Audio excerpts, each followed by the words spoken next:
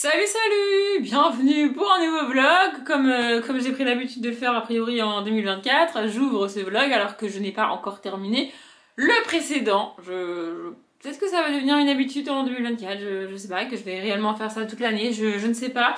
En tous les cas, aujourd'hui pour moi, on est le vendredi 26 janvier, il est 20h27 et je tenais à vous parler de ce dont je vais vous parler maintenant en vlog aujourd'hui, donc du coup c'est pour ça que j'ouvre le vlog aujourd'hui. Comme je vous l'ai dit dans le vlog de la semaine dernière pour vous, je vais parler d'autre chose que d'écriture dans ce vlog là. À l'heure où je vous parle, moi j'ai pas fini de relire ce que j'ai écrit, mais j'espère bien finir d'ici dimanche soir pour moi et donc pouvoir conclure le précédent vlog pour vous en vous disant que j'ai tout relu. Moi je sais pas, ce qu'il y a de bien c'est que vous savez, moi je sais pas, mais écoutez, bref, voilà.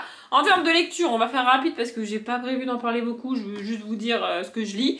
Donc je suis en train de lire Le protocole de la crème anglaise, le tome de Imprudence de Gail Carriger. Je l'ai commencé lundi il me semble, et le goal quand je l'ai commencé c'était de le finir au plus tard le 31 janvier, pour vraiment clôturer mon mois de janvier avec ça, parce que clairement je n'y arriverai pas, c'est sûr, donc il débordera sur février. C'est pas bien grave, je suis à la page 147, j'avance pas des masses. Pas parce que c'est pas bien, j'adore Gail Carriger, j'adore cet univers, j'adore ces personnages. Mais premièrement, ça met quand même un petit peu de temps à démarrer ce tome 2, je trouve. Surtout que c'est un tome 2, donc.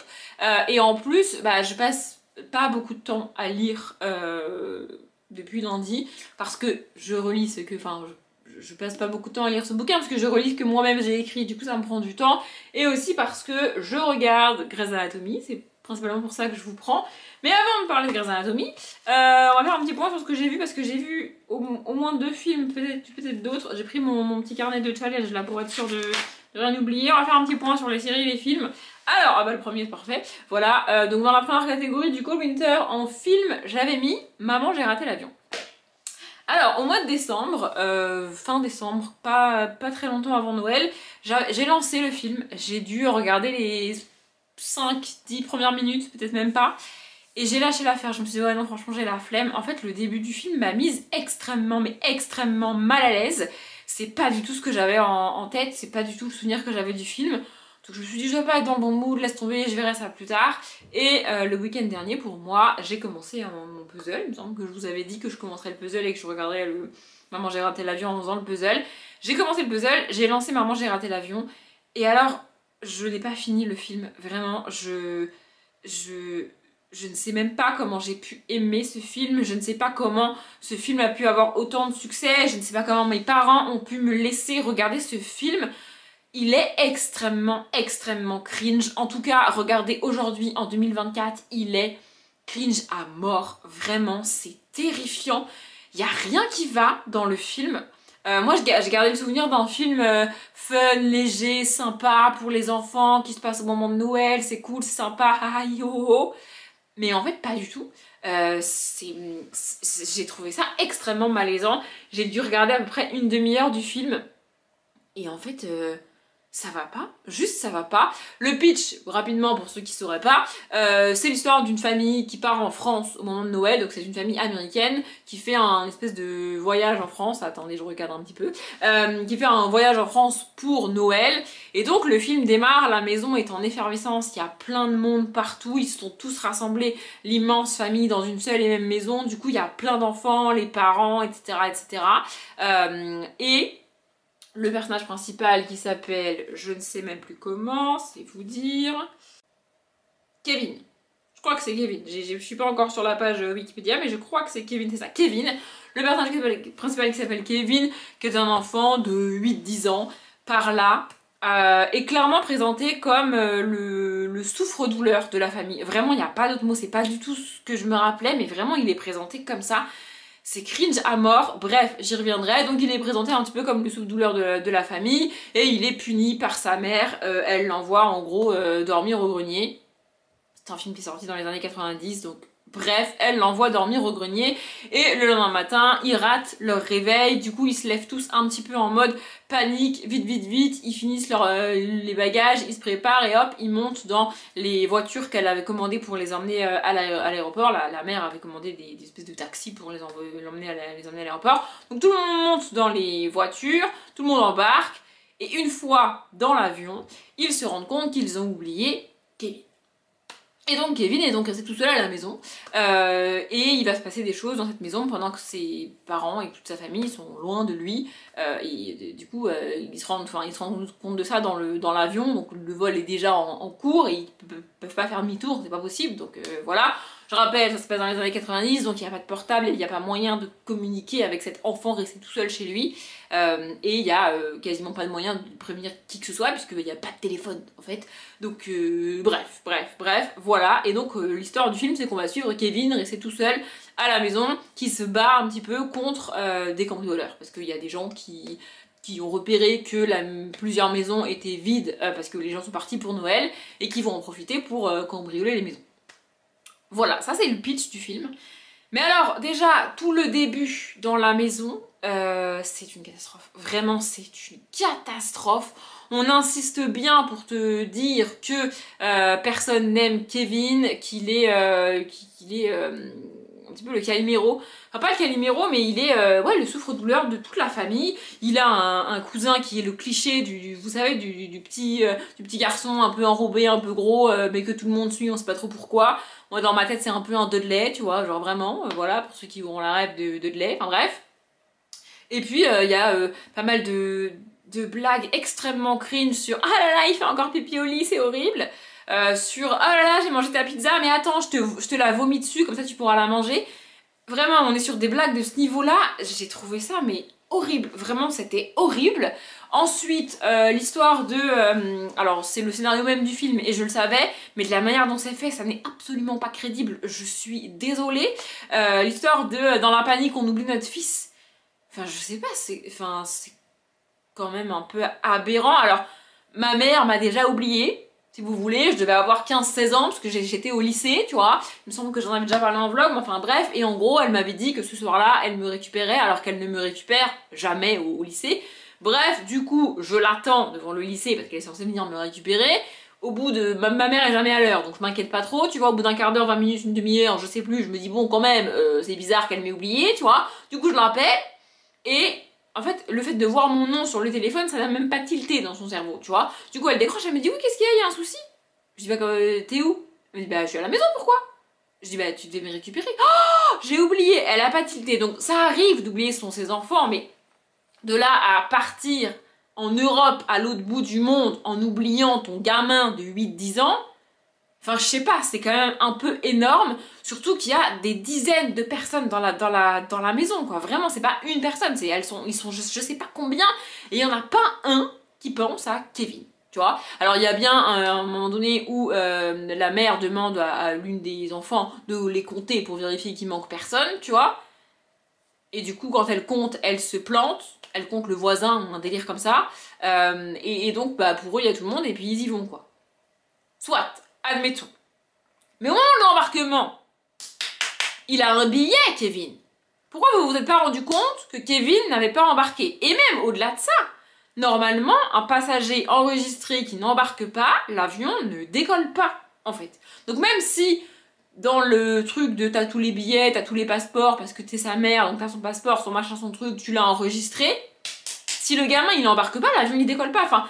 Vraiment, ça n'a pas de sens. Vraiment, ça n'a pas de sens. Mais bon, soit, admettons, ils partent sans lui. Admettons, c'est le scénario du film. Ensuite, du coup, on passe sur des scènes où de Kevin tout seul dans la maison. Alors, il fait des trucs de gamin, il fait, du coup, comme il se rend compte. Déjà, il met un moment à se rendre compte qu'il est tout seul. Alors, ok, il a 8-10 ans, mais enfin, quand même, il se réveille, il n'y a personne dans la maison, il n'y a plus aucune valise, il n'y a plus aucun bruit. Il met bien 1 heure ou 2 avant de capter qu'ils sont partis sans lui et qu'il est tout seul.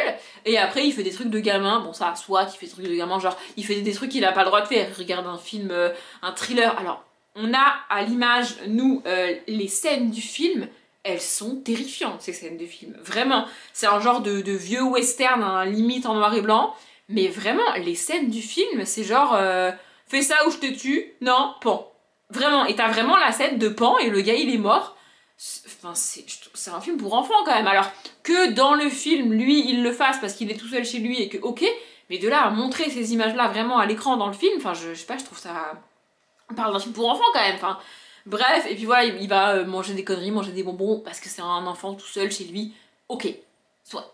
Et ensuite, les cambrioleurs arrivent et ça va pas. Vraiment, en fait, le scénario pour moi ne tient pas debout une seule seconde. En gros, les cambrioleurs sont prêts à rentrer dans la maison parce qu'ils croient qu'il y a personne et d'un coup, ça s'allume. Du coup, ils sont un peu en mode bon bah on va aller ailleurs.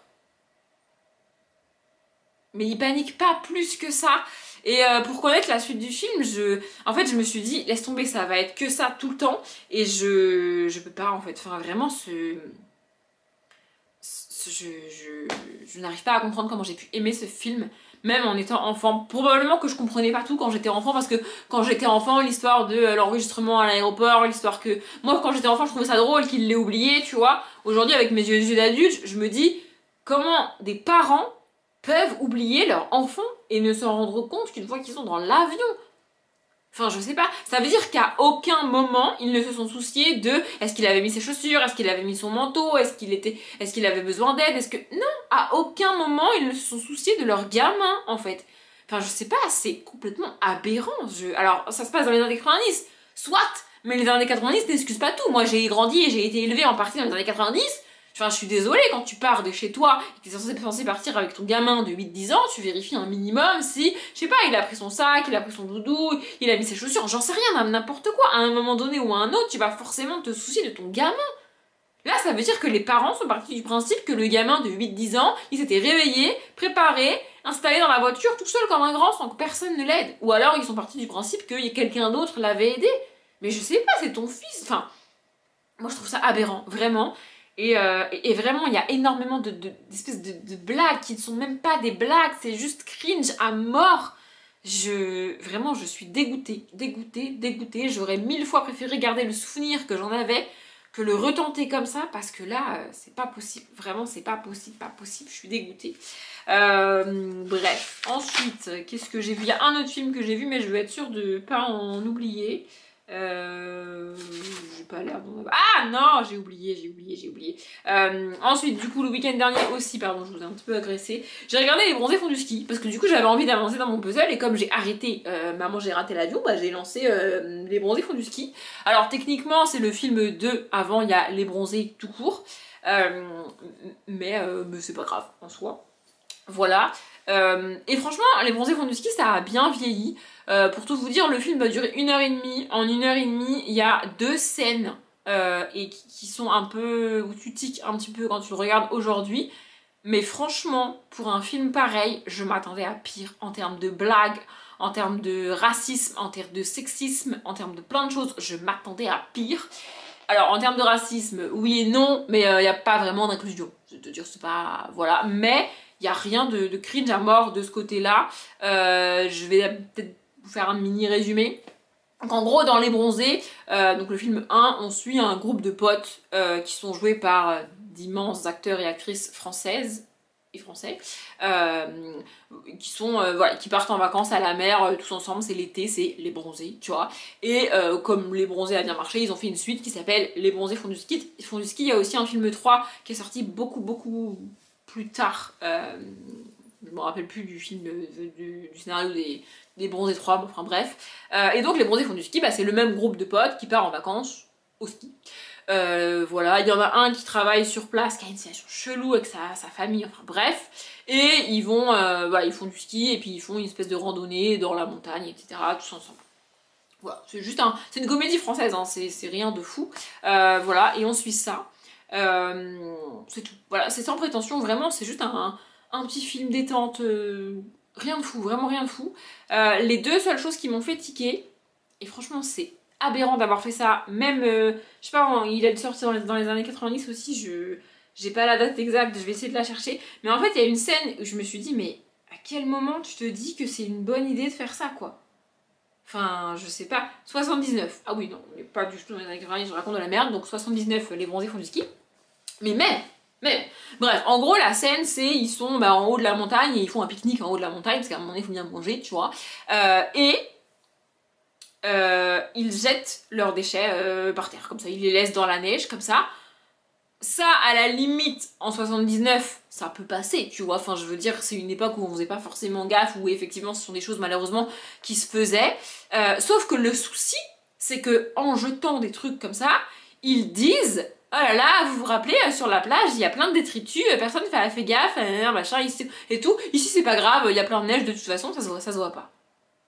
Comment tu peux conscientiser le fait que jeter tes détritus dans la nature, que ce soit à la plage ou à la montagne, ça ne se fait pas, et en même temps le faire sous prétexte que à la montagne ça passe?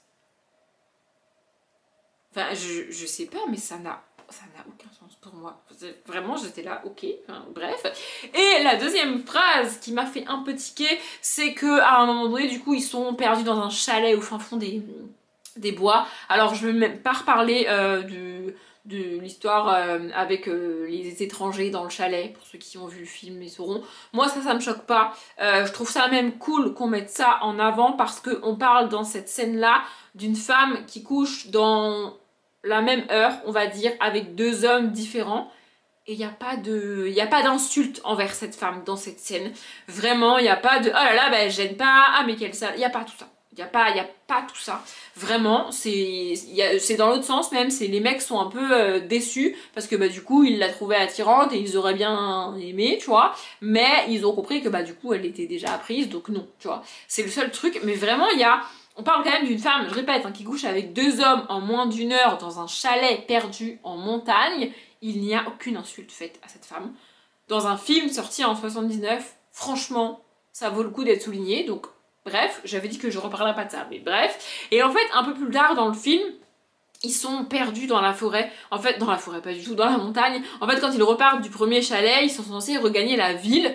Sauf qu'ils sont perdus, ils sont largués. On parle d'une époque où il n'y a pas Waze, il n'y a pas de téléphone, il n'y a rien. Il faut te démerder tout seul, tu vois. Ils ont même pas de carte, je crois. Ils se démerdent juste comme ça, tu vois, pour essayer de regagner la ville.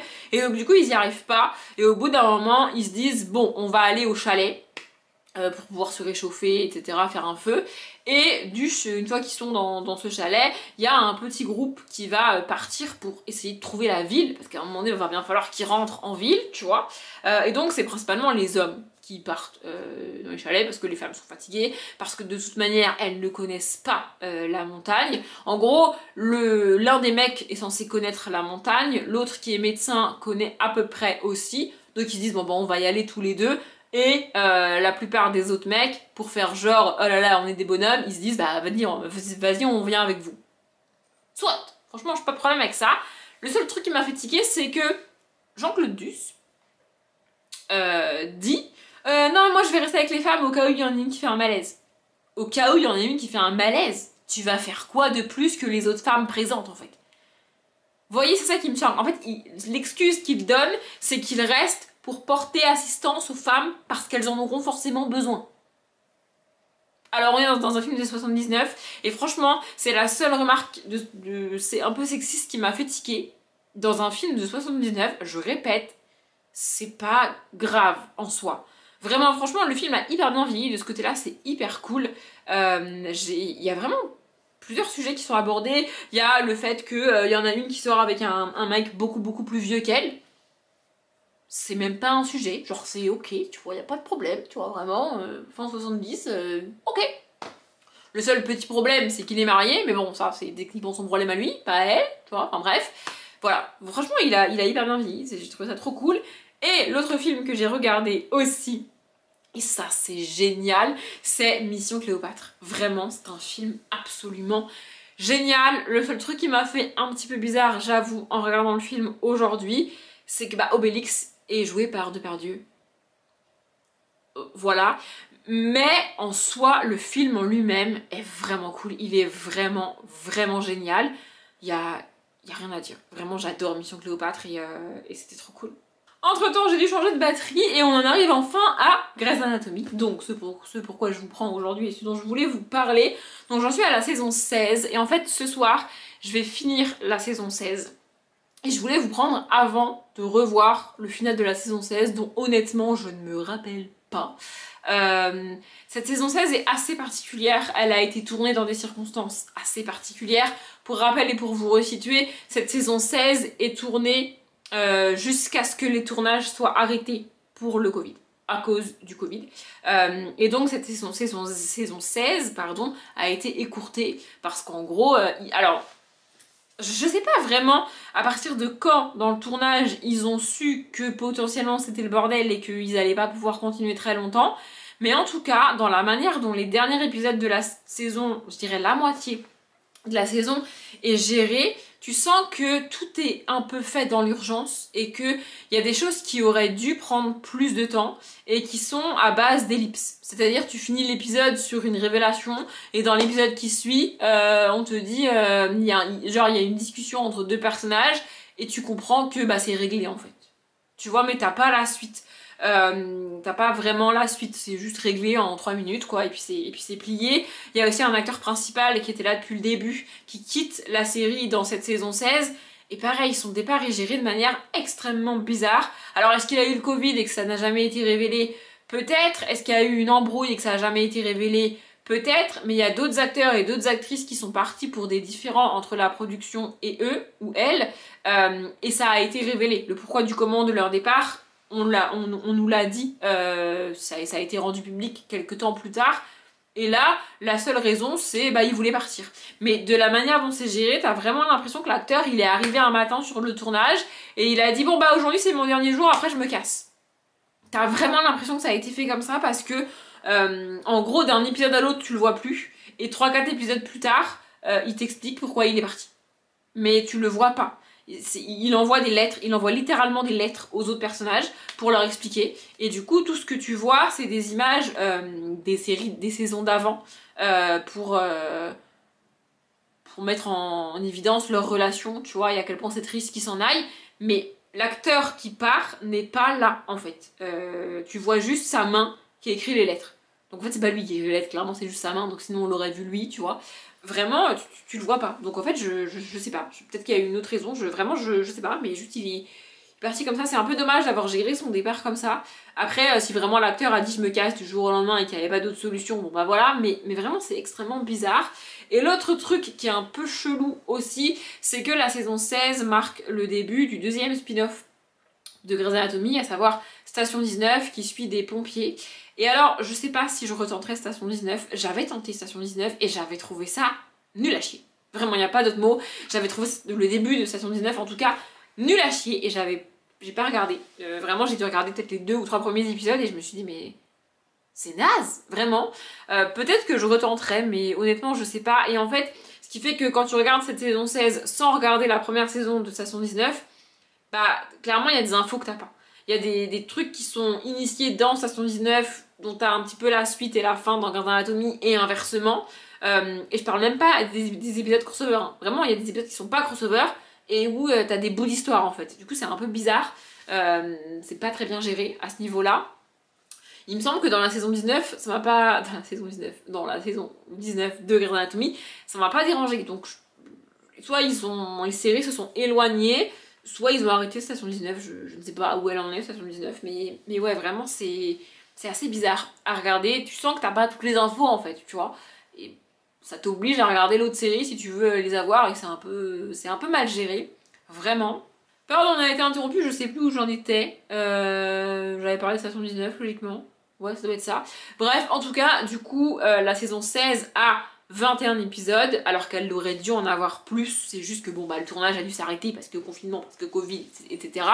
Et l'épisode 21 est devenu le final de la saison 16. Je sais pas ce qu'il en est du coup, parce que bah, du coup j'ai pas regardé encore cet épisode-là. Pardon, je viens de m'étouffer, décidément, je vais pas y arriver aujourd'hui. Je disais, c'est une saison assez bizarre quand même. Je sais pas réellement quand le tournage a commencé, mais tu sens qu'il y a eu des soucis en termes de production, en termes de peut-être de relations entre les acteurs, les actrices, etc. Parce que vraiment il y a des choses à l'écran où tu te dis c'est bizarre. Genre Meredith, donc le personnage principal, passe la moitié de la saison 16 en dehors de l'hôpital, pas avec les autres acteurs et actrices. Encore une fois, je sais pas, peut-être qu'elle avait déjà peur pour sa santé, parce que c'est le cas dans la saison 17, et c'est pour ça que je ne regarderai pas la saison 17 d'ailleurs. Mais je sais pas, vraiment cette saison 16 est assez bizarre. Ce que je trouve extrêmement cool, c'est que du coup, ils ont réussi quand même à avancer après tout ça, quoi qu'il se soit passé. Et donc on a une saison 17, une saison 18 et une saison 19. Du coup, mais ouais, et là aussi ce soir, si j'ai le temps, en fait, ce que je vais faire pour la saison 17, je vais pas regarder la saison 17. La saison 17, c'est donc la saison du Covid. Ça veut dire que non seulement dans l'histoire, les personnages vivent le Covid, mais en plus, elle a été tournée à un moment où, un geste barrière, etc., distance de sécurité, donc c'est pas très pratique pour tourner une série qui plus est médicale, tu vois. Ça nécessite quand même une certaine proximité des gens. Donc voilà, et en fait, ce que je reproche principalement aux gens qui ont fait ce truc, c'est que quand tu as une actrice principale qui refuse d'être en contact avec des gens pour éviter toute contamination potentielle, ce que je respecte, pourquoi t'acharner à faire une saison avec ce personnage en personnage principal alors qu'elle ne peut interagir avec personne? Qu'elle ne veut, l'actrice, interagir avec personne. Je sais, j'ai bien compris, c'est Hélène Pompeo qui a décidé ça, et encore une fois, j'ai pas de problème avec sa décision. On parle d'une situation compliquée, etc., etc. Ok, mais pourquoi t'acharner à tourner une saison de la série dans ces conditions-là? Parce qu'en fait, du coup, dans l'histoire, pour la série, ça donne que elle a le Covid, le personnage. Pour la mettre à l'isolement, c'était le plus simple de faire en sorte que le personnage ait le Covid, soit. Mais du coup, en fait, dans mon souvenir, la moitié de la saison 17, c'est des rêves faits par Hélène Pompeo. Et j'ai un problème avec les histoires qui se passent dans des rêves, parce que c'est pas la réalité en fait. Ça n'arrive pas réellement, tu vois. Du coup, vraiment, elle passe la moitié de la saison sur une plage, toute seule, à croire qu'elle voit des gens. Alors qu'en fait, c'est dans sa tête, c'est dans ses rêves, tu vois. Vraiment, cette saison est totalement nulle. Mais ce que je vais faire, c'est regarder le premier épisode de la saison 17 pour voir dans quelle situation on est dans l'histoire en ce début de saison. Et je regarderai le dernier épisode de la saison 17 pour voir où on en est à la fin. Mais il n'est pas question que je me retape tous les épisodes de la saison 17, ça va me gonfler. Je le sais, donc voilà, mon but c'est de faire ça soit ce soir si j'ai le temps, soit demain, mais là il est déjà un peu tard. J'aurais aimé pouvoir avancer dans mon bouquin ou dans ma relecture, mais là clairement on est vendredi soir, je vous avoue que je suis fatiguée, j'ai un peu la flemme. Donc je vais juste me poser, regarder Grey's Anatomy et puis ça ira très bien. Voilà, je sais pas quand est-ce que je vous reprendrai. Je vous reprendrai probablement dans le courant de la semaine prochaine quand j'aurai donc avancé dans Grey's Anatomy. Et du coup la semaine prochaine je commencerai la saison 18 déjà, puisque voilà. Et alors autant je me rappelle bien de la saison 17, parce que du coup c'est celle du Covid, elle m'a bien marqué celle-là. Je me rappelle bien de la saison 19, c'est la dernière que j'ai vue et je l'ai adorée celle-là. Mais alors la saison 18, aucun souvenir. Je sais pas ce qui se passe dans la saison 18. Et peut-être aussi que je retenterai Station 19. Je ne sais pas, mais écoutez, peut-être. Mais franchement, le souvenir que j'ai de Station 19, c'est que c'est de la merde. Et puis alors, du coup, ça veut dire que peu de temps après le début de la série, ils ont dû gérer le Covid dans la série. Ça risque de pas me plaire non plus. Donc, je sais pas. Si vous avez regardé Station 19 et que vous avez un avis dessus, franchement, je prends. Bref, je parle beaucoup trop longtemps. Je vous laisse. On est samedi, il doit être maintenant un peu plus de 3h30, je viens de clôturer le dernier vlog pour vous, et donc je viens de finir ma relecture, comme je vous l'ai dit dans le dernier vlog, et j'ai aussi regardé Grey's Anatomy. En fait, hier je me suis écroulée de sommeil dans mon lit, c'est aussi pour ça que je fais ça dans mon lit et plus sur mon canapé, pour pouvoir m'écrouler de sommeil. Mais donc en fait, du coup, hier soir, je n'ai même pas fini la saison 16, je me suis arrêtée à genre la moitié du dernier épisode, parce que j'étais trop fatiguée, donc je me suis endormie tout simplement. Et donc là, ce midi, j'ai fini le dernier épisode de la saison 16. Effectivement, c'est pas un final digne de Grey's Anatomy. Quand on arrive à la saison 16, c'est que t'as vu tous les finales des saisons d'avant. Et les scénaristes ont tendance à nous faire des finales un peu lourds, entre guillemets. Il y a souvent des événements qui se précipitent, des événements importants qui se passent, des morts, des blessés, des trucs. C'est souvent un final en suspense, tu vois. Le final de la saison 16, du coup, c'est pas ça, parce qu'ils ont pas réussi à faire le final qu'ils voulaient.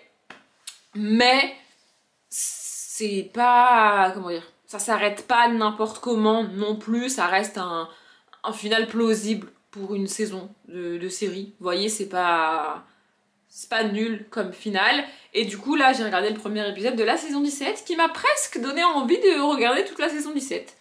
Peut-être que je le ferai, peut-être qu'en faisant du puzzle ou un truc comme ça, je regarderai Grey's Anatomy, la saison 17, je sais pas. Ce premier épisode de la saison 17 est vraiment bien fait, il est vraiment cool.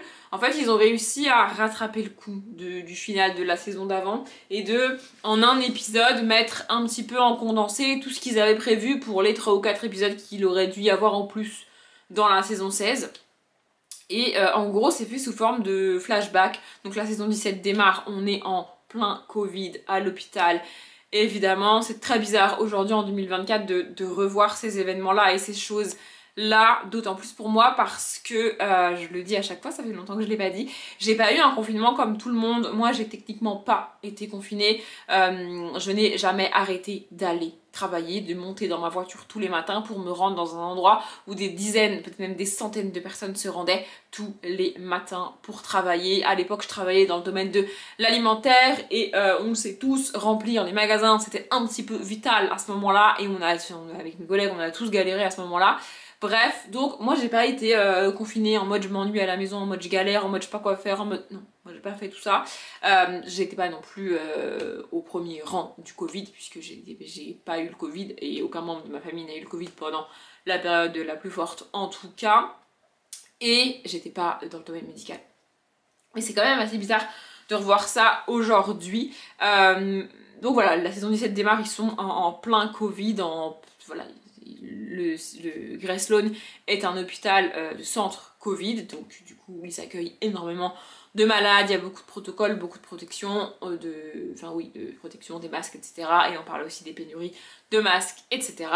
Au cours de l'épisode, on a donc quelques flashbacks sur ce qui s'est passé à la fin, techniquement, de la saison 16, quand le Covid n'avait pas encore démarrer, on voit notamment ce qui se passe avec enfin je vais pas tout vous dire ce qui se passe mais bref, en gros on a dans ces flashbacks ce que clairement ils avaient prévu de faire à la fin de la saison 16 et qu'ils n'ont pas eu le temps de faire dans la saison 16 mais qu'ils ont quand même voulu continuer à développer dans la saison 17. C'est comme ça qu'ils avaient prévu la suite des histoires pour certains personnages et donc ils ont trouvé un moyen de le mettre en place et franchement je trouve que c'est pas si mal fait. Vraiment, comme je l'ai dit, j'ai presque envie de regarder cette saison 17, mais vraiment, toutes ces histoires, à partir du moment où Meredith a le Covid, c'est nul. Vraiment, c'est nul, c'est très mal fait, c'est très mal géré. Si vraiment tu veux faire une saison sans ton personnage principal, fais-le. Mais ne nous la montre pas dans un lit ou sur une plage à rêver et à imaginer des trucs qui sont fictifs en fait. Créer des histoires avec les autres acteurs, les autres actrices, les autres personnages qui, eux, peuvent être assez proches les uns des autres, même en période de Covid. Et laisse tomber Meredith et Hélène Pompeo parce qu'elle ne veut pas être en contact avec d'autres acteurs, d'autres actrices. Ok, tu vois. Mais là, en fait, le choix qu'ils ont fait par rapport au choix de l'actrice, moi, ça me dérange. Ce qui me dérange ici, je répète, c'est pas le choix de l'actrice. C'est le choix de la production face à la décision de l'actrice. Ça ne va pas du tout pour moi. Mais bref, du coup, peut-être que je regarderai la saison 17. Peut-être pas. En tous les cas, pour moi, comme je vous l'ai dit à la fin du dernier vlog, on est toujours samedi et je dois toujours aller chez mes parents ce soir pour un repas de famille qui va durer jusqu'à demain dimanche. Et il faut toujours que je prépare mon sac pour y aller. Donc, il faut que j'aille faire ça. Et voilà, je voulais juste vous dire ça, que j'avais regardé le final de la saison 16 et le premier épisode de la saison 17 de Grey's Anatomy. J'ai aussi un tout petit peu avancé dans le Yale Carriger. Je vais l'emmener avec moi parce que j'emmène toujours un bouquin avec moi, mais honnêtement, comme toujours, je n'aurai pas le temps de lire, probablement, très probablement, mais je l'emmène quand même, j'emmène toujours un bouquin avec moi, au cas où, mais bref, donc je vais faire ça, et je vous retrouverai dans ce vlog dans la semaine. J'ai aucune idée de c'est quand la dernière fois que je vous ai pris dans ce vlog, mais pour moi aujourd'hui on est mercredi 31 janvier et peut-être vous le voyez à ma tête, je suis joie et bonheur, elle a refait ma journée. Donc la vidéo de Alex Buckin après la présentation du challenge février Tapal 2024 est sortie aujourd'hui. Là, il est 18h46. Je regarde par là parce que j'ai mon... D'ailleurs, ça fait la lumière. J'ai mon ordi. Parce que du coup, j'ai pris le temps de regarder la vidéo déjà et de taper sur un fichier Word tous les noms des catégories que je trouve absolument géniales. Elle s'est éclatée à les faire, c'est trop cool. Et tous les mots-clés, parce qu'elle a fait des templates et tout. Alors, elle prend le temps de faire ça avec des dessins qu'elle fait elle-même et tout. C'est hyper cool, mais pour faire la description de la palle, moi, j'ai besoin de les avoir écrits dans un fichier Word, donc j'ai pris le temps de faire ça et là je vais faire ma palle. C'est pas du tout raisonnable parce qu'il est 18h47 et que je suis censée manger dans très peu de temps. Si vous me suivez, vous savez que j'ai des horaires extrêmement précis pour manger, c'est un autre problème, encore une fois comme d'habitude. Mais j'ai quand même décidé de... Pardon, j'ai fait du bruit. J'ai quand même décidé de faire ma palle là, maintenant, tout de suite. Je risque d'y passer au moins 1 heure à préparer cette palle. Mais c'est pas grave, je sais pas si vous vous rendez compte, c'est le bordel. Oui, c'est le bordel, il y a des piles de bouquins devant ma palle. Mais en même temps, il y a des trous dans la palle. C'est juste que j'ai eu la flemme de les ranger. Mais je vais ranger tout ça, je vais m'occuper de tout ça. Je sais pas du tout combien de bouquins je vais mettre. Et je vais pas me filmer en train de faire ça. Premièrement parce que le cadrage est pas ouf dans ce coin-là. Pour ceux qui sauraient pas, on est dans ma chambre, entre mon lit à moitié fait, parce que je fais jamais mon lit, et mon armoire dans laquelle il y a une bibliothèque. Non, vous ne rêvez pas, ça c'est mon armoire et dedans il y a une bibliothèque parce qu'à un moment donné il faut que je trouve de la place, voilà. Et donc dans cette bibliothèque qui est dans mon armoire, il y a ma palle. Donc c'est là que je me mets pour venir chercher mes livres quand je fais des palles. C'est pas pratique de filmer ici, en plus il fait nuit, donc bah, du coup la luminosité est dégueulasse et en accéléré ça fait des trucs vraiment pas cool. Et aussi et surtout, vous avez déjà eu vous la palle est déjà sortie sur la chaîne. Je vous la remettrai en barre d'infos si jamais. Donc voilà, je vais préparer cette palle. Je n'ai aucune idée du nombre de bouquins que je vais mettre dedans. Il y a beaucoup de catégories. J'ai vu 2-3 catégories où il n'y a pas de livres à mettre dedans à proprement parler. Il y en a certaines où je vais grave galérer, c'est sûr. Mais il y en a quelques-unes où je sais ce que je vais mettre. Donc voilà, je vais faire ça. Je suis trop contente. En plus, j'ai vu son message sur Instagram ce matin, où elle, dans sa story Insta ce matin, elle disait qu'elle publierait la vidéo demain. Du coup, je me suis dit, bon, bah, je ferai ma palle demain. Et là, j'ai vu ce soir que la vidéo était sortie. Je trouve que vraiment, je suis comme une gamine à Noël. Mais vraiment, j'adore les challenges, lecture. Et alors là, vraiment, les catégories, mais c'est trop cool. Trop cool. Bref, j'allais vous en lire quelques-unes, mais j'ai tout dit normalement dans la vidéo pâle, que moi j'ai pas encore tourné, mais que vous pouvez potentiellement déjà avoir vu. Bref, du coup je vais faire ça. Il faut juste que je sois raisonnable, parce qu'on parle quand même d'un mois de 29 jours. Je vais pas pouvoir lire 50 bouquins en 29 jours. Non mais c'est sûr. Peut-être 50 ouvrages au global avec toutes les BD, etc. Mais pas 50 bouquins. Donc il va falloir que je sois raisonnable. Et d'ailleurs je me rends compte qu'il y a 3 bouquins dans mon salon que je veux absolument caler dans cette palle et que je n'ai pas pris avec moi. Faut que j'aille les chercher parce que sinon je vais les oublier. Bref, donc je vais faire ça. Et voilà, je voulais juste vous partager ma joie et mon bonheur de faire ce challenge. Et vous redire au cas où que ce challenge existe et qu'il est vraiment, vraiment cool. J'adore le février tapal de Alex Bouquin-Brada. Je pense que juste après le Pumpkin Gluten Challenge de Gimoz, c'est mon challenge préféré. C'est mon 2e challenge préféré. J'adore ce challenge. Vraiment, vraiment. En fait, c'est un challenge qui me challenge vraiment parce qu'il est que sur un mois et qu'il y a beaucoup, beaucoup de catégories. Et qu'avec ma manie de mettre un livre absolument par catégorie, bah ça m'oblige à en mettre vraiment beaucoup. Alors après, je suis pas obligée de tout lire dans le temps imparti entre guillemets. Mais j'aime bien quand même en lire un maximum. Bon, je pense que dans certaines catégories, je vais mettre des BD parce que sinon je ne pourrais pas tout lire. Objectivement, ça rentrera pas, je le sais. Mais ouais, j'ai trop hâte. Donc bref, je prépare ma palle et je sais pas quand est-ce que je vous reprendrai. Peut-être ce soir, peut-être demain, peut-être un autre jour, je ne sais pas. Le son risque d'être différent et je sais pas trop ce que ça va donner. Je suis dans un tout petit coin de mon appartement, du coup ça doit résonner. Mais j'ai dû fermer la porte de ma chambre parce que sinon vous allez entendre le four qui fait un boucan pas possible. Bref, ça c'est l'étendue des dégâts. Du coup voilà, je fais ma palle. Alors là comme ça vous voyez principalement des graphiques. Mais en dessous il y a des bouquins évidemment. Vous l'avez vu dans la palle encore une fois. Alors comme ça franchement c'est pas hyper impressionnant. Mais je pense que si je fais une pile ça va être monstrueux. Et ça c'est disons le premier jet de ma palle. Après, il va falloir que je vérifie que j'ai pas oublié de catégorie, déjà, et que je fasse le point, si je fais des modifs, si j'ai vraiment envie de lire tel truc ou pas. Là, j'ai mis en gros à peu près ce que je voulais lire et à peu près ce qui collait aux catégories. Il y a des catégories où, en désespoir de cause, j'ai mis un truc qui traînait, parce que bon, bah, il fallait bien mettre un truc dedans, tu vois. Et voilà, là, je vais aller manger, parce que quand même, Il est plus que temps, il est presque 20h là, ça fait bien 1 heure que j'y suis. Et du coup, il faut que je ramasse tous ces bouquins là avant d'aller manger, ça serait pas mal. Je sais pas du tout si je vais réussir à tout lire au mois de février, j'aimerais bien, mais voilà. En tout cas, ça fait un gros tas là en plein milieu de ma chambre, littéralement. Il faut vraiment que je le sorte de là parce que ça peut pas rester en plein milieu comme ça. Voilà, je voulais juste vous montrer à quoi ça ressemblait juste après que j'ai fait ma palle. J'ai littéralement balancé les bouquins, oui, voilà. Non, maintenant il faut que je les ramasse. Très intelligent, Audrey, très très intelligent. On est donc jeudi 1er février, aujourd'hui pour moi, et c'est le début officiellement du février Tapal 2024. Je suis joie et bonheur, j'avais qu'une hâte toute la journée, c'était rentrer et lire, non seulement pour le février Tapal, mais aussi parce que je savais quelle lecture m'attendait. Vous l'avez vu dans la palle, alors je sais pas, ma palle à l'heure où je vous parle n'est pas encore tout à fait définitive, peut-être que je ferai des changements encore, mais je sais que quoi qu'il arrive, il sera dans ma palle du mois de février. Et peut-être que je vous l'ai dit dans la palle, peut-être pas, parce que moi je l'ai pas encore tourné. Mais je voulais à tout prix commencer mon mois de février avec Hunger Games, le tome 1 de Susan Collins.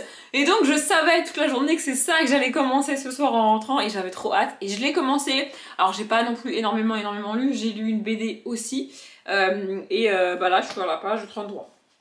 Oui, j'ai pas dit que j'avais beaucoup avancé, je vais encore avancer. Mais ce qu'il y a de cool, et je le savais déjà parce que j'avais lu le premier paragraphe quand j'ai décidé de les relire, quand j'ai récupéré mon livre dans ma bibliothèque et que j'ai décidé de relire la saga cette année, il traînait sur mon canapé avant que je tourne la vidéo des sagas pour 2024. Et j'avais relu le premier paragraphe, et donc je savais qu'on n'était pas sur une foutue saga young adult dystopique qui met 50, 80, 100 pages à démarrer, parce que dès le premier paragraphe de Hunger Games, on te parle de la moisson. Vraiment, en fait c'est une crainte que j'avais avant ma relecture, c'est que ça mette des plombes à démarrer. Mais en fait, avec le recul, ça pouvait pas être le cas. J'aurais pas aimé autant la saga si ça avait été le cas. Pas parce que c'est un truc que j'aime pas aujourd'hui, je veux dire, j'ai lu ce livre, cette saga il y a presque 10 ans maintenant, donc mes goûts auraient pu évoluer, mais le truc c'est que, comme pour Harry Potter, c'est un peu différent, mais pour Harry Potter j'avais vu tous les films, les 8 films avant de lire la saga en livre pour la première fois. Pour Hunger Games c'est un petit peu différent, j'avais vu le film 1, et j'ai décidé de lire les livres en ayant seulement vu le film 1. Au moment où j'ai lu la saga, il n'y avait que le film 1 de sortie de toute façon. Bref, donc en fait, au moment où j'ai commencé ce livre 1, je connaissais déjà l'histoire. Donc si ça avait mis 100 pages à démarrer, ça m'aurait gonflé déjà à l'époque. Et c'est pas le cas. Non seulement dans le premier paragraphe, on te parle de la mousson, mais en plus, à la fin du fucking chapitre 1, franchement, il y a des auteurs et des autrices qui devraient... prends un exemple, vraiment à la fin du chapitre 1, le premier nom de tribu est tiré au sort et est écrit. C'est les derniers mots du chapitre 1, c'est le nom et le prénom du premier tribu tiré pour les Hunger Games, je crois que c'est les 74e ou les 75e Hunger Games, je sais plus, ça n'a pas encore été dit, mais un truc comme ça. Bref, à la fin du chapitre 1, on n'a pas 50, 60, 80, 100 pages à... Alors il y a la moisson, va y avoir la moisson, alors il y a les districts, ah là là ça a été compliqué, on n'a pas tout ça. On n'a pas en mode on suit Katniss pendant 80 pages, 100 pages et il se passe rien. Parce qu'il y a d'autres sagas, vraiment young adulte, où c'est comme ça en fait, tu suis l'héroïne pendant 60-80 pages et on te parle d'un truc de ouf qui va arriver, mais ça arrive pas. Là, c'est pas le cas. Vraiment, j'ai quand même fait un rapide récap résumé pour ceux qui n'auraient pas vu les films ou lu les livres. Sait-on jamais. Dans Hunger Games, on va donc suivre Katniss Everdeen qui a 16 ans et qui vit dans le district 12. On est dans une dystopie young adulte, dystopie construite en district donc. Construite d'ailleurs. Bref, divisée en districts. Et donc en gros, il y a 12 districts, du premier au 12, et plus t'es haut dans les districts, donc 1, 2, 3, etc., plus t'es riche, plus t'as de privilèges, plus c'est cool, tu vois, plus t'es bas dans les districts, plus c'est la merde. En gros, voilà, et donc Katniss vit dans le district de 12. On n'est pas non plus sur une dystopie originale, hein, mais j'ai jamais dit que c'était original, Hunger Games, mais ce qu'il faut pas oublier, c'est qu'à l'époque où ça a été écrit, ça reste une des premières dystopies young adulte à avoir eu autant de succès. Il y en a eu d'autres, des dystopies young adulte avant, il y a eu d'autres dystopies bien avant ça. Me faites pas dire ce que j'ai pas dit. Mais à l'époque où c'est sorti, c'était vraiment révolutionnaire. Enfin bref. Parce que les autres dystopies qui étaient sorties avant, ben, on les avait pas lues et ça avait pas eu cet impact mondial en vrai. Bref, je vais pas commencer à m'étendre là-dessus. Donc Katniss vit dans le district 12 et j'ai plus de batterie, donc je reviens. Voilà, maintenant que vous avez une batterie chargée, je reprends. Donc je disais, on suit Katniss dans ce fameux district 12 et comme je le disais, le livre démarre le jour de la moisson. Alors on a quand même quelques pages. Le chapitre 1 doit faire une vingtaine de pages, 27 je crois, c'est ça. Il fait 26 pages le chapitre 1. Enfin un peu moins puisque du coup c'est bref, on s'en fout, il fait 26 pages le chapitre 1 on va dire. Et donc on a quand même quelques pages où Katniss t'explique un petit peu son quotidien, à quoi ça ressemble, les difficultés qu'elle rencontre, le problème d'argent et tout, le fait que son père est mort, et que bah en gros c'est elle qui se débrouille pour faire vivre sa famille, etc. etc. Et elle t'explique aussi comment et pourquoi on a cette moisson tous les ans, en vrai. En gros, à partir de l'âge de 12 ans... Attends, je vais commencer par le pourquoi. Là, ce que je vous dis, vraiment, ce sont des choses qui nous sont expliquées dans le chapitre 1. Non mais vraiment, je répète. Donc il n'y a pas de spoil, hein, en vrai, mais... Bref, donc en gros, chaque année, il y a une moisson qui est organisée, parce qu'il y a plusieurs années, la société est déjà organisée en 13 districts, et les districts se sont rebellés contre le Capitole, qui est un petit peu qui est le gouvernement, tu vois. Et les gens étaient pas contents, ils se sont rebellés, il y a eu une guerre, ils ont éradiqué, rayé de la carte le district 13, et en gros, ils ont soumis tous les autres districts en mode si vous êtes pas contents, on fait pareil qu'on a fait au district 13. Ça calme en général, et pour bien rappeler aux gens qu'il ne faut pas se rebeller, chaque année, ils prennent dans chaque district 2 personnes, un garçon et une fille. On est dans un milieu assez binaire, mais enfin bon bref, on n'est pas là pour parler de ça. Donc un garçon et une fille qui sont tirés au sort et qui sont tous renvoyés, donc les 24 tribus au total, sont envoyés dans une arène pour en gros jouer au Hunger Games. S'entretuer. En gros, pour qu'il n'y ait qu'un seul vainqueur. C'est le cas chaque année, et donc les gens qui peuvent être tirés au sort, c'est les gens qui ont entre 12 et 18 ans. Voilà. Bref. Et donc, le livre démarre, on a donc des gens qui sont tirés au sort et qui vont aller faire les 60... Il me semble que dans le premier tome, c'est les 74e. Mais ça n'a pas encore été dit. Bref. Donc là, à la fin du chapitre 1, le premier nom est tiré. Évidemment, ça fait scandale dans l'univers, etc. Et ça a un lien avec Katniss qu'on suit quand même, tu vois. Et là, dans le chapitre 2 que j'ai commencé, je pense que ça va être le départ pour le Capitole, quoi. Parce qu'une fois que les tribus sont tirés au sort, ils se rassemblent tous au Capitole. Ce que je peux pas préciser aussi, mais il se trouve que les Hunger Games, c'est quand même une émission de télé. Un peu une télé-réalité, tu vois. Où tu regardes littéralement des gens s'entretuer. Chacun son délire. Bref, donc ils vont aller au Capitole, et puis ensuite ils seront amenés dans l'arène, et les Hunger Games commenceront. Voilà. Enfin, genre... Moi je trouve ça ouf que... En fait, ce que je trouve ouf, c'est pas que ici ça démarre dans le chapitre 1, ce que je trouve ouf, c'est que dans 95% des autres sagas young adultes, ça met des plombes à démarrer. Mais genre, vraiment, tu te fais chier pendant bien 60-70 pages, sous prétexte que, bah non mais je vais bien te présenter le personnage, je vais bien te présenter sa situation de merde, et je vais bien insister. On n'est pas débile en fait. Là, en un chapitre, on a bien compris la situation de Katniss. Elle est merdique, elle est pauvre, elle a faim, elle galère de ouf, et c'est le cas de tout le district en fait. On n'a pas besoin d'avoir 1000 pages là-dessus en fait. Bref, j'adore Suzanne Collins. Est-ce que j'ai dit que c'était Suzanne Collins au moins? Je ne sais plus, je ne sais pas, bref. Voilà, du coup je vais continuer ça. Le souvenir que... Et aussi on a enfin, dans ce chapitre 2, rencontré donc Peeta, qui est le personnage masculin ici. C'est assez ouf de... Enfin moi je trouve ça assez drôle de voir à quel point Katniss le déteste au début. Bon, bref, voilà, voilà. Bref, et je voulais dire quoi? On a rencontré Peeta, du coup je suis contente, etc. Je me suis perdue avec l'histoire de Peeta, j'arrive pas à retrouver ce que je voulais vous dire, c'est con quand même. Ah oui, je garde de ma première expérience de lecture de cette saga, on va dire, 2 choses, en plus de l'histoire évidemment. Premièrement, c'est ce côté extrêmement addictif. C'est la première saga pour laquelle ça m'a fait ça, je l'ai déjà dit plusieurs fois, mais c'est la vérité. Je n'arrivais pas à m'arrêter de lire, vraiment. Dans mon souvenir, je l'ai lu extrêmement vite, la saga.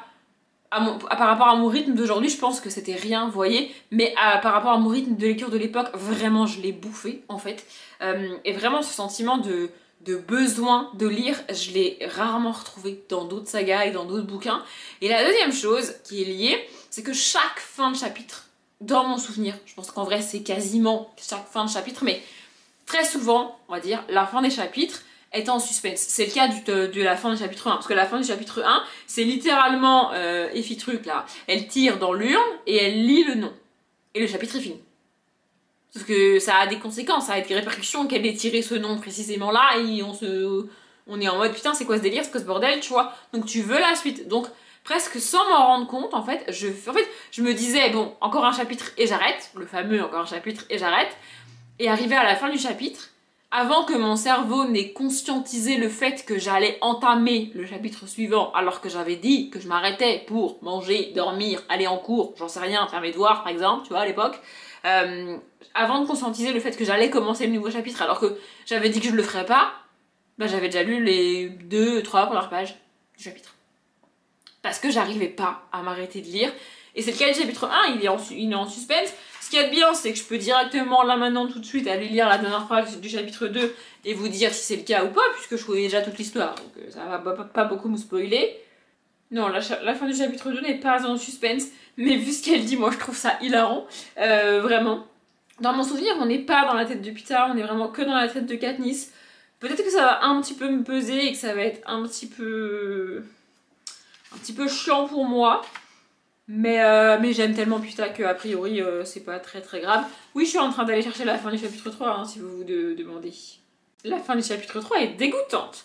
Vraiment. Bref, je vais pas lire toutes les fins de chapitre maintenant, mais je vais avancer. Je sais pas trop encore une fois ce que je vous aurais dit dans la palle, mais mon but c'est de lire un petit peu plus de 100 pages tous les jours où je travaille et rattraper le vendredi soir et le week-end pour avoir à la fin du mois une moyenne de 200 pages lues par jour. Parce que de toute manière, si je veux tout lire ce que j'ai mis dans ma palle, là, il est actuellement en face de moi, il faut que je lise à peu près 200 pages par jour, sinon j'y arriverai pas. Donc voilà, et sinon en parallèle de tout ça et de toute cette lecture prévue au mois de février, je vais quand même avancer dans mes séries, notamment ce qui est prévu en termes de séries au mois de février, là, c'est premièrement terminer mon revisionnage de Grey's Anatomy. Donc là, j'ai regardé le premier et le dernier épisode de la saison 17, j'ai pas regardé tous les épisodes du milieu parce que j'aime pas cette saison, je l'ai déjà dit 1000 fois, et puis honnêtement, regarder aujourd'hui, en 2024, une saison qui parle du Covid, j'ai pas envie en fait, j'ai vraiment pas envie de me replonger dans cette période là, pas du tout, donc non. Après je trouve que, en fait ce que je reproche à la série, j'ai enfin mis précisément le doigt dessus. Donc le personnage principal joué par Ellen Pompeo a le Covid dans la saison 17 de Grey's Anatomy. Je suis désolée si ça vous spoil, enfin bref. Ils ont fait ce choix, je pense, parce que l'actrice ne voulait pas être en contact avec d'autres gens. La saison 17 a été tournée non pas en période de confinement, mais en période de restrictions sanitaires, en période de distanciation sociale, masque, etc. etc. Vous voyez cette période-là. Alors je comprends que l'actrice veuille ça, ce que je ne comprends pas en fait, c'est pourquoi avoir continué à centrer la série et la saison sur elle, alors que tout ce qu'elle fait c'est être allongée dans un lit. Elle a le Covid, on est ok là-dessus, elle a le Covid, elle est à moitié dans le coma, elle ne va pas bien, elle frôle la mort, ok très bien, mais pourquoi continuer à centrer une saison entière sur elle alors qu'elle ne fait rien, elle est littéralement entre la vie et la mort, il ne se passe rien, si ce n'est qu'on voit ses rêves en fait. Ça me rend ouf en fait, c'est pas grave, vous la mettez de côté, elle est dans son lit là, dans sa chambre d'hôpital, les gens ils viennent la voir très souvent, ils parlent d'elle, ils essaient de la soigner, ok très bien, mais pourquoi centrer sur elle? Il pouvait y avoir d'autres histoires, vous voyez, c'est ça qui m'agace. Bref, au cours de la saison il se passe quand même d'autres choses, il y a notamment des personnages, des acteurs, des actrices qui quittent la série d'une manière ou d'une autre, comme toujours évidemment, mais c'est pas des... En fait, le cœur de la saison c'est vraiment le Covid. Après, c'était vraiment bien et vraiment important, je trouve, pour une série médicale, d'intégrer le Covid à l'histoire quand même, parce que passer sous silence le Covid dans une série médicale, enfin vraiment ça aurait été nul quoi, donc voilà. Bref, du coup j'ai commencé la saison 18 dimanche soir, et là je suis en train de regarder l'épisode 15. Oui déjà, oui, et, voilà. Voilà, j'aime bien cette saison-là, on parle vraiment plus du tout du Covid dans cette saison 18, il est même pas question de tests, etc. etc.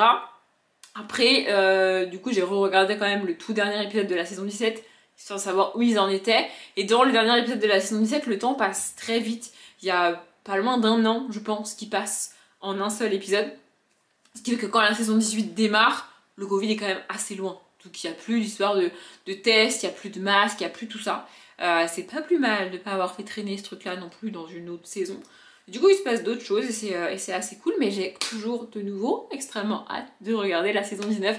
Je pense que la saison 19, c'est ma préférée. Parce que vraiment, j'ai surkiffé la saison 19, j'ai tellement hâte de la re-regarder.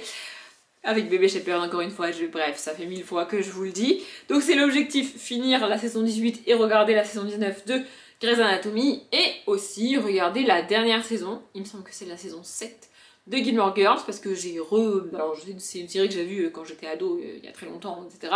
Et que j'ai recommencé au mois de septembre, ou ouais, août-septembre, par là.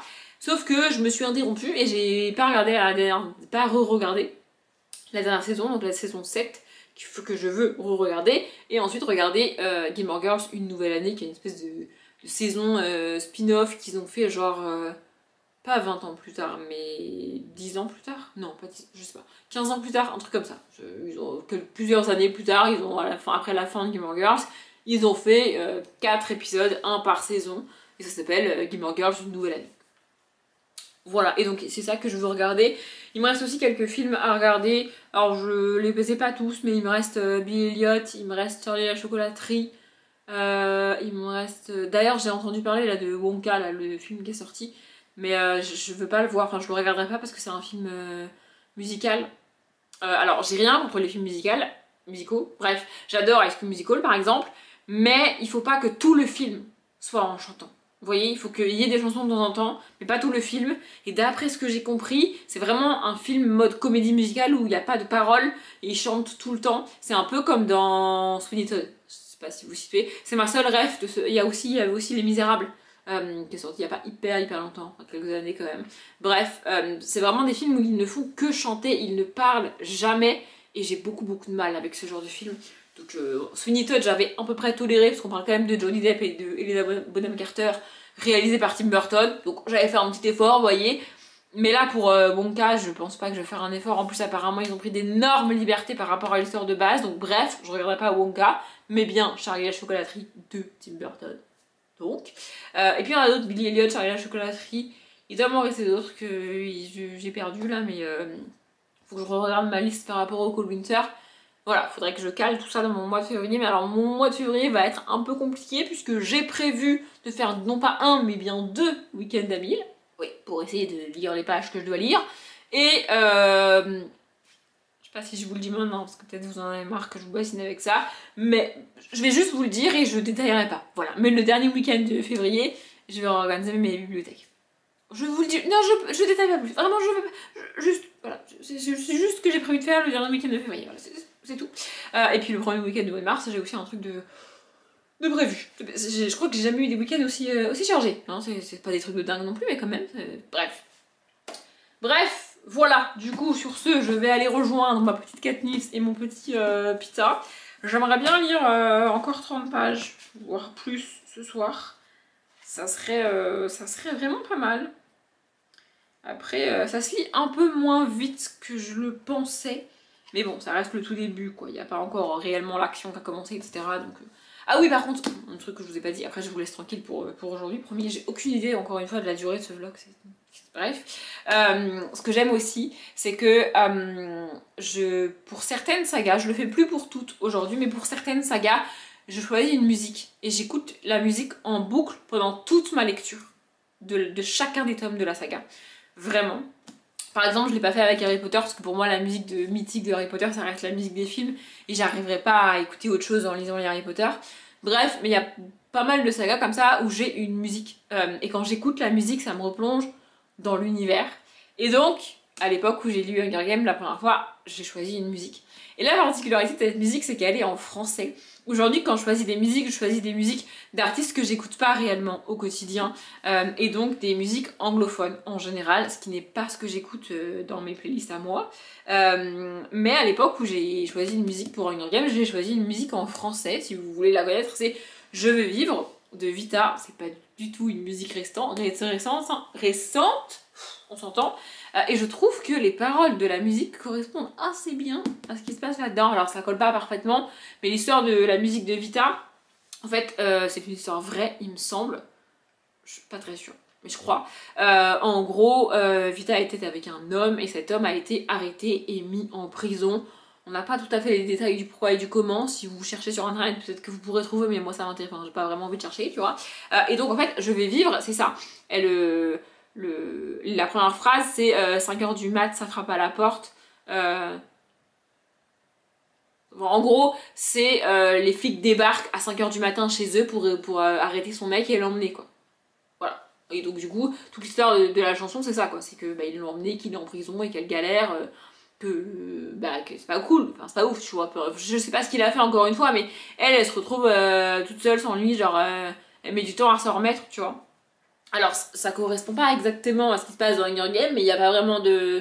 Tu vois, mais on parle pas non plus d'une... C'est pas une chanson très triste, très triste. Si justement, c'est pas une chanson très gaie. Bref, j'arrête de parler, je vais lire.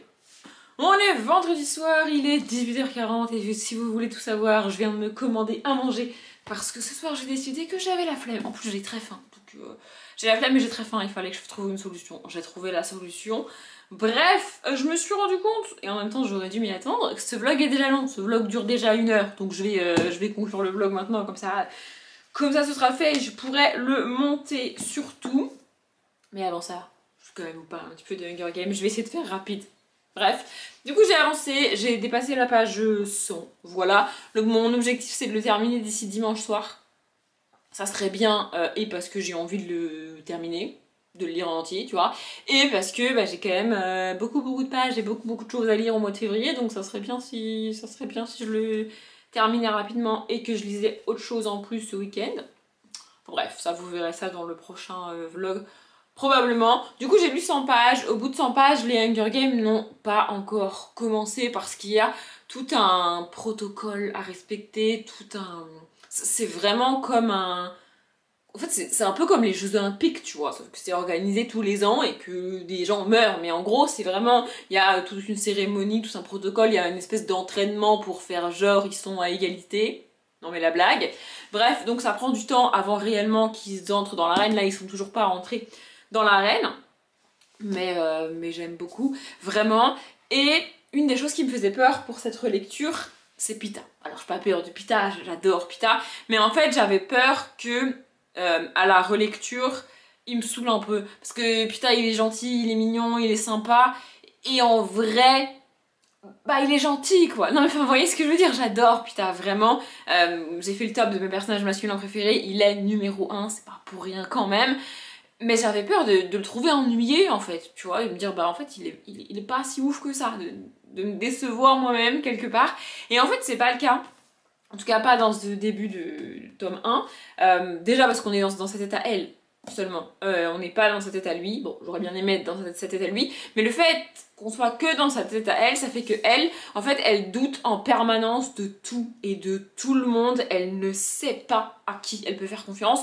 Ils vont quand même tous, les 24, être envoyés dans une arène pour s'entretuer, tu vois. Donc techniquement, tous les gens qu'elle rencontre, qui vont aller dans l'arène avec elle, vont tenter de la tuer à un moment donné ou à un autre. Pita inclus.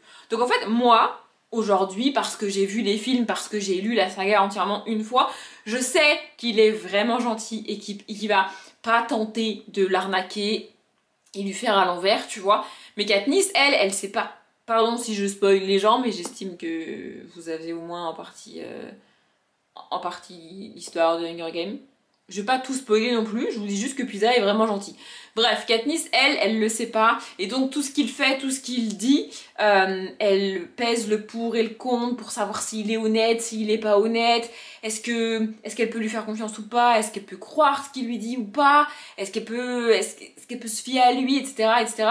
Et du coup, en fait, moi, aujourd'hui, je sais qu'il est vraiment gentil, Pita, mais au début du tome 1, en tant que lecteur, lectrice, on est comme Katniss, en fait, on est en mode, est-ce qu'il est gentil, est-ce qu'il est pas gentil, est-ce qu'il va lui mettre à l'envers ou pas, est-ce qu'il essaye de l'arnaquer, est-ce qu'il se fout de sa gueule, est-ce qu'il lui ment, on sait pas, en fait, on ne sait pas au début, et ça va durer un bon moment dans ce tome 1, bon moi évidemment je connais la fin du tome 1, je sais comment ça finit, mais pendant une bonne partie de ce tome 1, en tout cas, on est un peu en suspense de est-ce que c'est un gros connard ou est-ce qu'il est vraiment gentil parce que il va quand même être envoyé dans l'arène avec elle et qu'à un moment donné il est censé y avoir qu'un seul vainqueur donc bon à un moment donné comment on fait, tu vois, c'est-à-dire tu vois, et ça c'est assez cool en tout cas pour ce début de saga puisqu'après ça va évoluer leur relation, etc. Mais en tout cas au début il est présenté comme un garçon très gentil, très doux, très mignon, très sympa, etc., etc.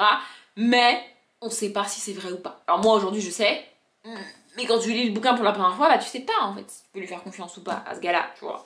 Enfin, bref, pour l'instant, tout ça pour dire que pour l'instant, j'aime bien, putain, comme c'est toujours le cas. Bref, j'ai aussi lu une BD, si vous voulez savoir, hier et aujourd'hui j'ai lu, hier j'ai lu le tome 3, non, 4, je sais plus. Attendez. Hier j'ai lu le tome 4 et aujourd'hui j'ai lu le tome 5 de Mélusine. Voilà. Faut quand même que je vérifie que Mister le livreur, là, il va pas arriver à l'improviste. Et du coup, en attendant que Mister ou Mrs, je ne sais pas, le livreur ou la livreuse, enfin bref, c'est chiant les féminins qui n'existent pas. Non mais vraiment, c'est relou. Bref, en attendant qu'il ou elle arrive, je vais lire. Je vais avancer dans Hunger Games et attendez je galère mais je vais y arriver, voilà, et du coup j'avancerai là-dedans ce week-end et je vous en parlerai en vlog, peut-être que je commencerai le vlog suivant ce week-end pour moi. Par contre j'ai toujours pas décidé si j'allais vlogger au moins un des deux week-ends à 1000, je pense pas que je vloggerai les deux parce que ça sert à rien, je vais faire 2 week-ends à 1000 coup sur coup là au mois de février, comme je vous l'ai dit, normalement. Bref, du coup, je pense pas que je vais vlogger les deux, ça n'aurait aucun... Ça vous ferait 2 vlogs week-end à 1000 à la suite. Pas non plus dingue. Mais je pense que je vais en vlogger au moins un des deux. Faut juste que je décide lequel, parce que oui, si vous vous posez la question, j'ai déjà fait mes pales pour les week-ends à 1000. Bah oui, parce qu'en fait, je mets ces livres à part, ouais, je bafouille, mais je mets ces livres à part, comme ça, et je sais que parmi ceux qui me restent, que j'ai pas prévu de lire sur le week-end à 1000, bah je peux lire n'importe lequel. Mais je voulais pas lire un livre que finalement j'aurais préféré lire sur le week-end à 1000. Oui, je suis une personne beaucoup trop organisée. Écoutez, bref, je voulais juste conclure ce vlog. J'espère qu'il vous a plu. Comme d'habitude, je vous souhaite une bonne journée, un bon après-midi, un bon appétit ou une bonne nuit, et je vous dis à bientôt.